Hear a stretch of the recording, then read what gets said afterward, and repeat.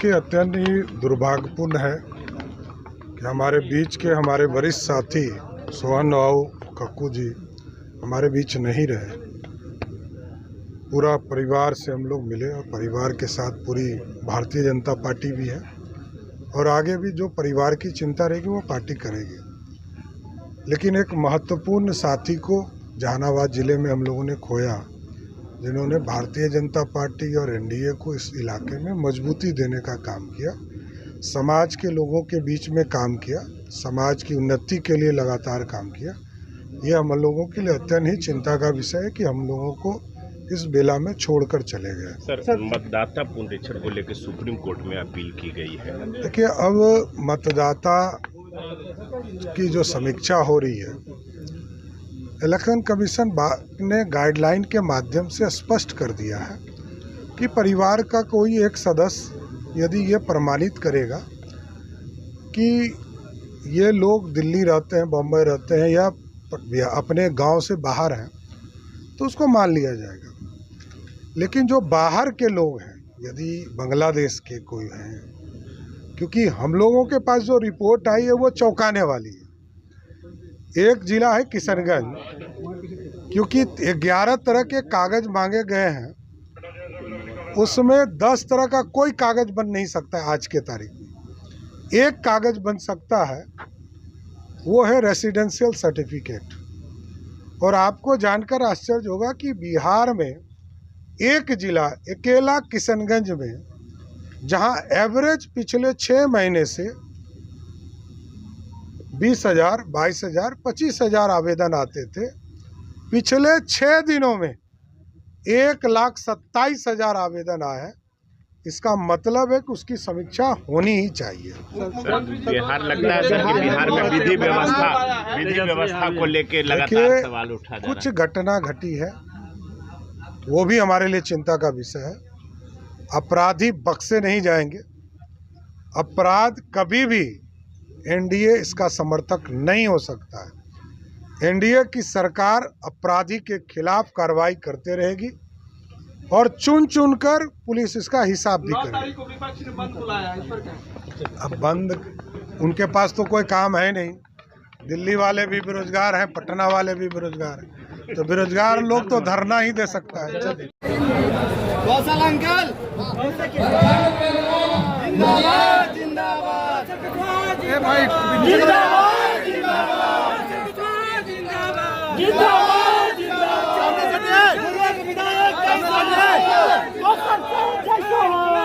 विधायक कैसा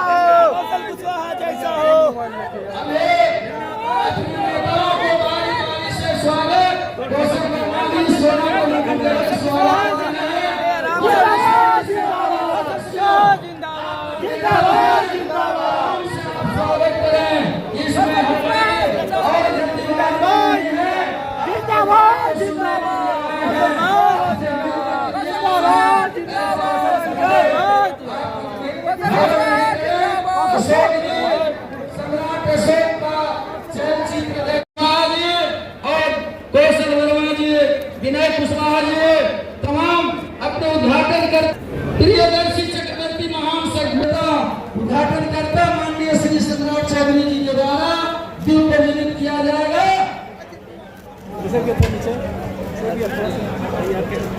आपसे आग्रह है कि कृपया करके पीछे कुर्सियां हैं, हम मंच के सामने दाएं ना रहे, पीछे कुर्सियां खाली हैं।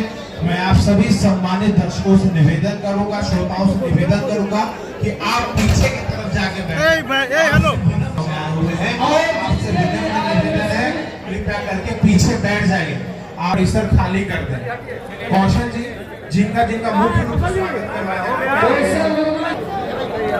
चांदी का मुकुट लगाकर नेता जो जिला पार्षद महोदय के हैं, चांदी का मुकुट से उन्हें स्वागत करिए। जोरदार तालियां होनी चाहिए। सम्राट चौधरी जिंदाबाद, डॉक्टर सुनील जिंदाबाद।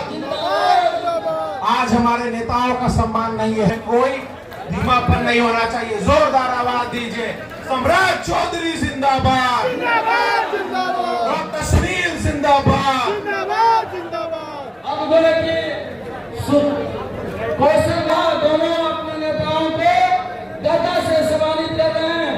विनायक कुशवाहा ने अपने नेता सम्राट चौधरी को बड़ा गदा, मंत्री जी को या बेटा सम्राट चौधरी जिंदाबाद, सम्राट चौधरी जिंदाबाद।